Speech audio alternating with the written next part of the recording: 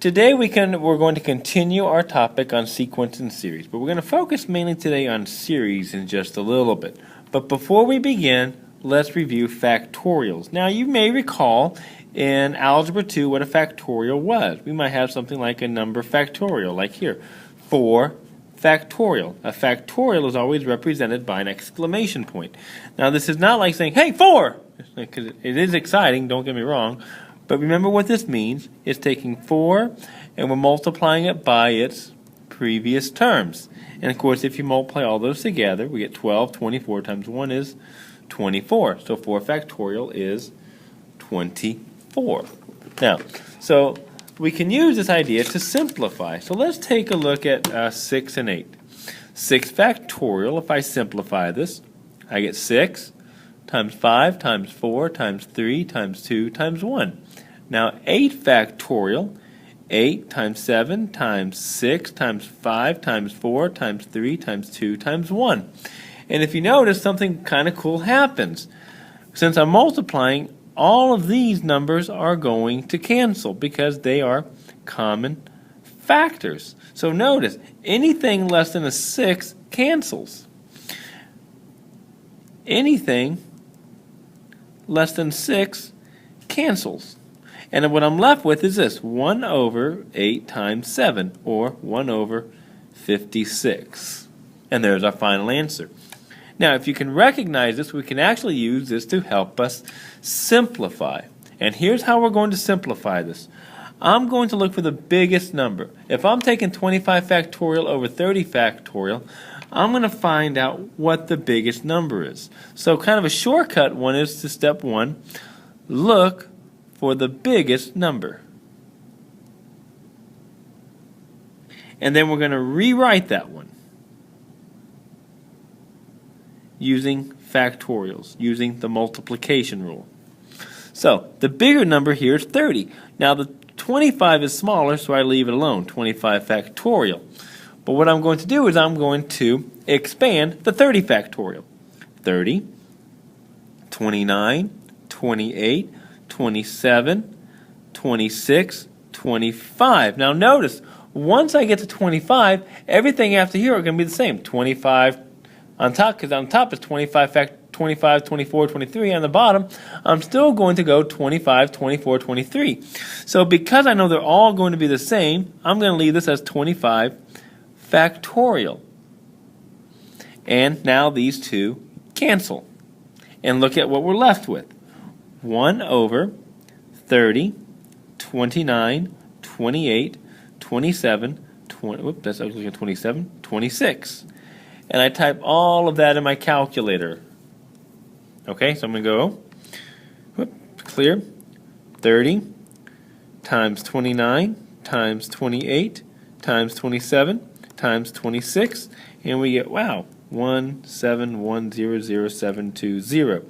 Now notice I didn't do 1 divided by all of that because your calculator unfortunately can't change that to a fraction, so I just typed in the bottom.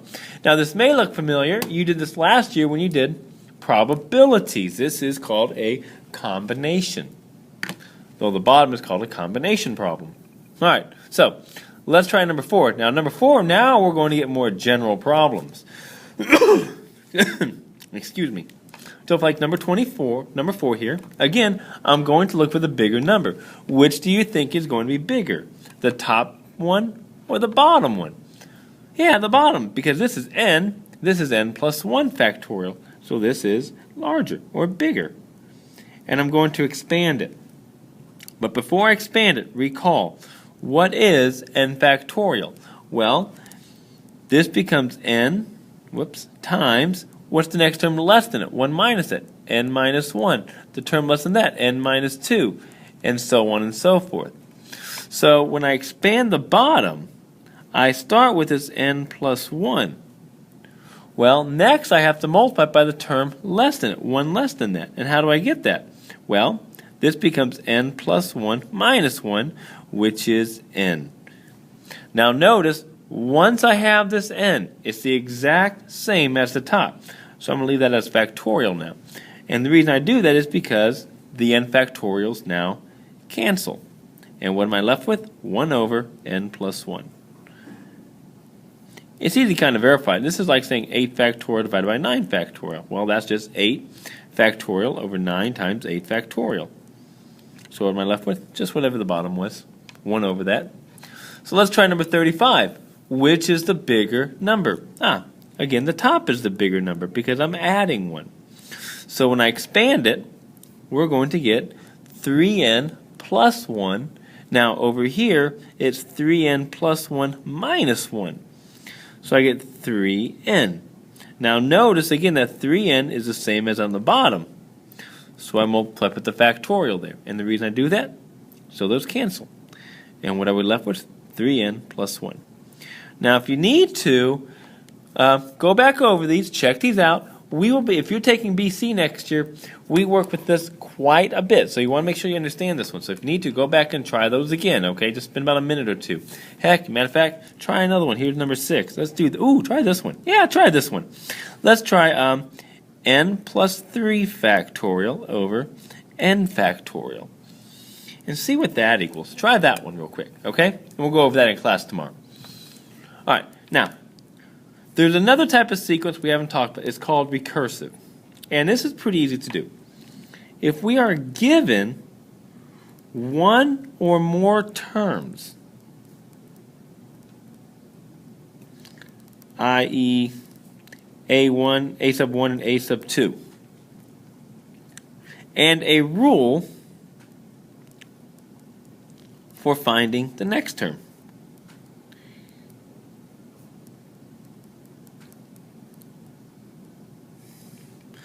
So we're going to be given one or more terms and then a rule for finding the next term. And these are pretty easy to do. It's just finding the pattern again. And it's actually going to give us the pattern.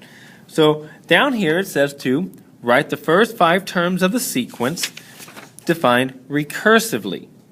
Okay, that's not mean we're going to write in cursive. For 3 and 4, we're going to use the pattern and write the nth term to write the nth term of the sequence. So that's again a review of yesterday. We'll talk about that in just a little bit. So for the bottom here, look at this. They gave me the first term. And here's my rule. This is how I get the next term. Okay? There we go. That's how we get the next term. So it says, okay, my first term is 6. Well, how do I get the next term? It says take k. So to get k2, so if I let k equal 1 here, to get to my next term, I take my original k and add 1. So for this one, it's going to be 6 plus 1. Okay, so I get 6 and 7. And then to get my next term, I take my previous term, again add 1. So I'm going to get 8. To get my next term, I take my previous term and add 1. So this is 6 plus 1, 7 plus 1. This is going to be 8 plus 1, which is 9. And then the next one, 9 plus 1, which is 10. My first 5 terms of our sequence.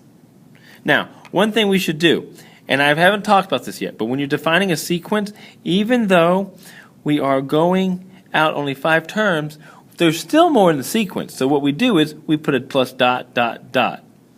3 dots at the end. Okay? We need the dots. Okay? You need the dots on these. Okay? All right. Now, let's take a look at this one. This is actually a very famous problem right here. Okay? You're going to hopefully some of you guys will recognize these numbers. Here they're giving me the first, or the 0 and the first term. So my first 2 terms are 1 and 1. But to get the next one, here's what it says to do. Here's where we get our next term. It says to take term 2 before it. So that's going to give me this 1. Add to it the previous term, this 1. So what's 1 plus 1? 2. Then they get this term, the next term, ready? The term 2 before it, which is, go 2 before this one, 1, 2. Plus the term previous to it, which is the 2. And that gives me 3. Then to get my next term, again, 2 before 3 is, or 2 before this one, 1, 2, plus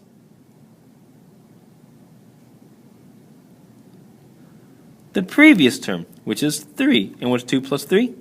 5. And we get our 5 terms. 1, 2, 3, 4, 5. So this becomes 1, 1, 2, 3, 5, and then dot, dot, dot. And there's our answer here. Okay, so let's go and try number 3. This one's pretty easy. They gave me the first and the rule for the next. It's just telling me my next term, add 2. Just add 2 to the previous. That's all it's telling me to do. So my first term is 4, add 2, 6, 8, 10, 12, dot, dot, dot. There that is. Now it's also asked me to get the next term, or how do we get a sub n? Well, to get a sub n here, take a look at the rule. This is 2 times 1